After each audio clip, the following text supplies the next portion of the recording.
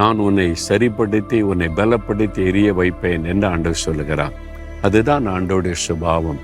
மங்கி எரிகிறதுனால அவசியப்படாது என்று சொல்லி தூக்கி எரிகிற தேவன் அல்ல.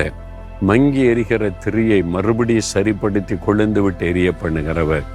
நெறிந்த நாணல், ஏற்கனவே இது நெறிந்து விட்டது, அது வளைந்து விட்டது, இனி சரிப்படுத்த முடியாது, அவ்வளவுதான் என்று விட்டு விடுவதில்லை. திரும்ப நிமிர பண்ணுகிற தேவன். உங்க வாழ்க்கையில தேவன் மறுபடியும் உங்களை நிமிர்ந்து நிற்க பண்ணுவார். மறுபடியும் உங்களை பிரகாசிக்க செய்வார்.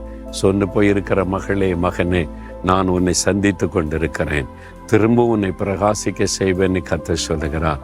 எவ்வளவு சந்தோஷம் இல்லை? இருதயத்துல கை வைத்து சொல்லுங்க, ஆண்டவரே, மங்கி எறிந்து கொண்டிருக்கிற என்னை நீர் மறுபடியும் கொழுந்து விட்டு எரிய பண்ணுவீர். நெறிந்து போன நாணலை போல இருக்கிற என்னை மறுபடியும் நிமிர்ந்து நிற்க பண்ணுவீர். இதோ உம்முடைய வல்லமை என்னை தொட்டு பலப்படுத்துகிறதற்காய் ஸ்தோத்திரம்.